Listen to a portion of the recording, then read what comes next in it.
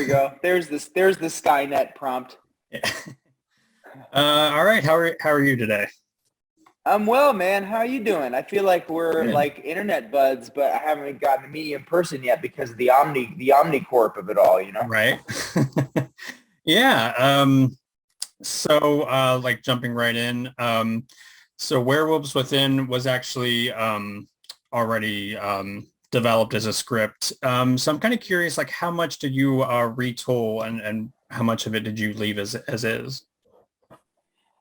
Uh, I guess I technically touched every page, but really only because as a director I got to kind of cheat, like sort of change some of Mishna's prose, sure comedically for the dialogue of it all, but also because I got to kind of reformat it quite literally so I could shot list it and change some sequences. It was a little darker, a little bigger before we ended up shooting like in Fleischmann's New York, which was a bit of a budget hit to a degree, but where I sort of insisted we was kind of the best location for the atmosphere. But I punched a good deal up, I'd say, for comedic purposes. But so much of Mishna's story, world, the characters left off the page and preserved. I mean, it's a big reason why not just myself, but Ubisoft put this thing in motion. Nice. Now that kind of brings me to my next thing was I know that in this movie and in Scare Me, you examine masculinity and what that means kind of in a modern world. And was that something that you added to the script? I think I did, and sort of with the kind of community of producers at Ubisoft, we kind of realized that the theme of being a good neighbor sort of coexisted with like what Sam brought to the table just as a character, as Finn. We were realizing kind of as we were going that he was just such a nice person and such a nice character. And one thing we kind of retooled was this opening scene where he was, originally listening to an almost like uh, uh, oh gosh, I hope they serve beer in hell type of like, get some balls. That's where the balls remnant of it Yeah. all is thing for this character. And then kind of became more into a more of a motivational speaker, keeping that kind of gendered, obviously, slogan. So yeah, I think we kind of ran with that and fleshed that out a bit. But there was also something to Milana's character and just her kind of being burned by men and what that kind of storyline reveals itself to be. That just was more textured, I think, in performance than anything else. I think there was something sort of inherent there from the get-go, but it was brought out honestly by Sam and Milana's performances and their kind of character journeys that we just sort of emphasized a little bit in tweaking. Yeah, no, that's great. I think like in my review, I mentioned that I love how you always kind of play with gender dynamics in such a really fresh and Yeah. interesting way. And again, I love so much how at the end it was like you didn't have to transform him into like some Ash badass. That's you're Yeah. uh, Yeah, it would kind of the idea is like where we all get, I assume you're like a good man. Like I consider myself to be like a good human man, which has its own kind of its own baggage in our society and what it means to be like just a good, kind human being. But yeah, it doesn't become John McClane even. It's just like what would really happen if, but also that kind of, when good human beings, especially good men, get pushed to the edge. With Fred, with Scare Me, it was one thing, but in this case, it's like no, really standing up for the fact that like it's okay to be like a good person. I'm so fucking angry that there are like bad people out there that try and undercut when I'm really trying to be good, like really trying to bridge a gap here for community and everything else. Yeah, it's interesting. I know it's not a sequel to Scare Me, but it almost feels like a spiritual sequel, or it could be kind of like in the same I feel universe. like in the town over where, Yeah. they told stories. Yeah, Yeah. totally. Like the same storm, could absolutely be the Ah, there case. you Yeah. go. Yeah. You have your own multiverse there. That's right. I need to add a slusho. I need to be J.J. Abrams and add one like common drink everyone shares. There you go.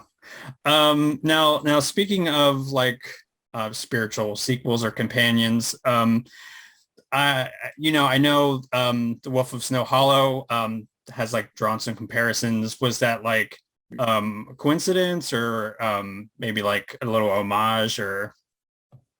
Oh, it was a complete coincidence. I mean, our production partners were Vanishing Angle. They produced Wolf of Snow Hollow, and they were sort of, I guess, in post when we were in pre-production on Werewolves Within. It was just kind of a happy, not even accident, just happy coincidence, and really exciting that I think the two interesting werewolf movies. There were actually a few really interesting ones, but dare I say, like between Werewolves and Wolf of Snow Hollow, we were two in 1 year that had this kind of edgy sort of comedic element to them, but we're saying something about community and society, and the fact that Vanishing Angle was kind of behind it was just it was great. I mean, it was a thrill. That I love werewolf movies. I would do one a year if the scripts were as good as Jim's or Mishna's.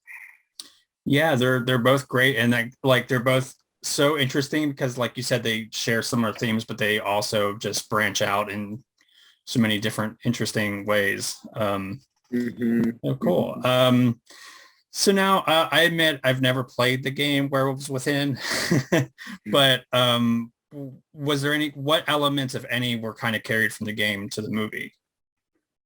I always butcher Mishna's phrasing because she's just so wonderfully articulate with this, with the way she paints this picture. But basically, as with the game and the parlor game element of it, it's really just the spirit. It's the spirit of undercutting, the spirit of lying, manipulation, and kind of backstabbing, but in that like party way that exists within, or that's inherent to the movie, that is just kind of part of the shit that hits the fan in the film.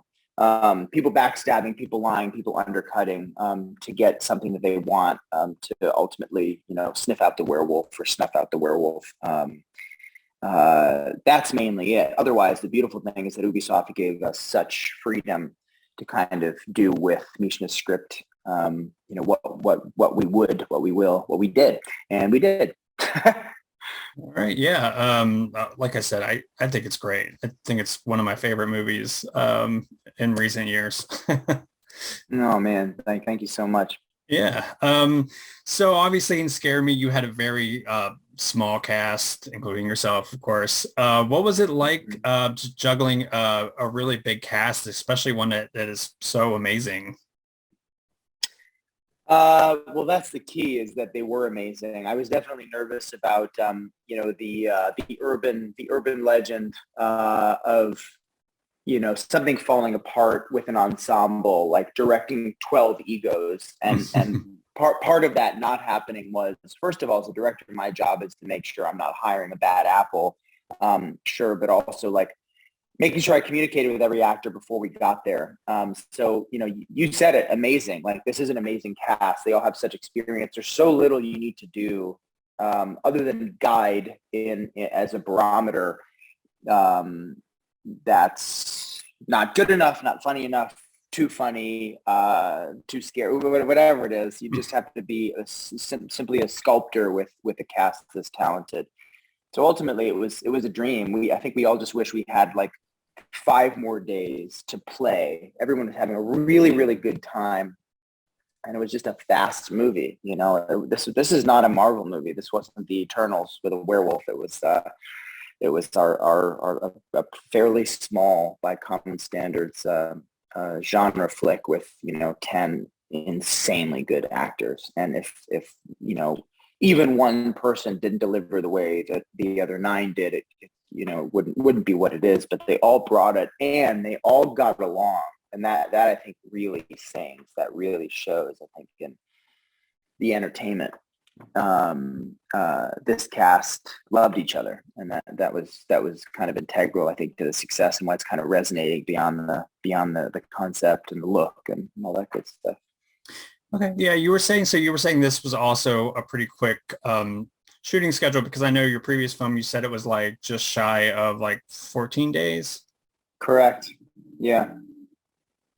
Yeah, Um, this was I think we had set out to make a 28-day film and ultimately ended up being something like 23 or 24 because of sort of our location, where we were. We found the perfect location, but you lose a little bit of time wanting to, get your turnaround and making sure everyone gets home safely. But, that means you only have so much time to actually shoot with like only so much time to actually take a lunch break. And just, it cut our schedule. But we still got it. that's awesome. Now, I know you're a big Darkman fan. Is that going to happen? Is that going to be maybe like a future project? I mean, wouldn't that be a dream? That would be a dream. I don't really know how much I can say other than that I hope that I hope that it happens. I love the character. I love Sam Raimi's just style and wicked sense of humor and spirit in general. And I just think it's time, I really do think it's time to revisit that character in that way. I'm gobsmacked that someone in the past 2 years didn't kind of get ahead of my tweets. I was the one that like rewatched it. I was like, has someone thought to like revisit this one? And I have an idea I'm excited about, but that's sort of all I can say. I can't thank the horror Twitter community enough for being so supportive and be like, give Josh Ruben a shot, because I think it's just so time. We don't have many horror heroes. I feel like Sam Raimi is kind of responsible for the one we all know and love, and Ash, but it sure would be nice to have another. Yeah, I mean, now also curious, like, would you ever go like the way of like Adam Wingard that would like maybe get offered like a big tentpole movie like at Warner Brothers, or, dare I say even like Disney or something? Would that be something you would ever do? I would, after when you're a young filmmaker or a new filmmaker on the scene, you kind of get all these phone calls. We love werewolves. We love Scare Me. Holy crap, you only did for this much, this, that, and the other thing. It'd be great. It'd be great because I'm an artist. I live paycheck to paycheck. Like it's so funny, like the Instagram or Twitter perception of people. Like even though I'm working on my next project, it's a small movie that I'm just producing right now, and I get nervous like we all do, like all of us freelancers do, about what the next thing is. So I look at a tentpole movie like a financial opportunity to do another Scare Me, or to do another, to help someone out to do something else. And to kind of, I've been directing commercials for many years, and I look at it like if I can put my own stank on some great property that Disney or Marvel or one of these big conglomerates has, a Godzilla movie. If it's a great story and great characters, that's only going to be what makes it worthwhile doing, because you're away from your family, your pets, your parents, your bed for 2 years sometimes at a time. But I look at it as an opportunity to fill up the tank for other people, or for projects that could just continue to pave the path for more original, fun stuff. So yes, I'm very interested, but I look at it as a selfish means of getting forward to make more art and support more artists. I'm really, really excited about a new path or a new chapter where I get to produce and help folks out. I think that'd be a piece of it, is to be like, well, you have Eternal Two's Josh Ruben over here who's helping out with our tiny little troll monster project for $600,000. Wouldn't that be a treat? So yeah, that's not out of the question for sure, but for selfish reasons galore. Yeah, that sounds great. Now, so wrapping up, what is there any projects that you can talk about now? Or I know that you like have stuff in like your merch like that you sell. So as like anything you want to plug. Well, you can definitely buy a Scare Me screenplay with original art from Henry Gonzalez, who's a brilliant artist. If you just go to my website, it's just josh'smindhouse.com. You can get yourself a script, or like weird t-shirts. There's some cool Scare Me art that I licensed from some great artists that I met on Instagram and Twitter. And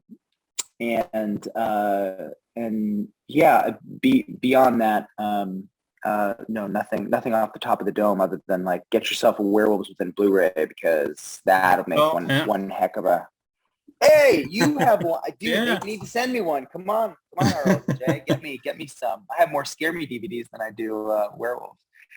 But I Yeah, don't know. no, Maybe that's awesome because I actually got a Scare Me script a while back. So yeah. okay, looks like that's time, but I really appreciate talking about the new film, and it's like I said, it's terrific. Michael, thank you so much, man. Always a pleasure. All right, hey, you take it easy. All right, you too. All right, bye. Bye.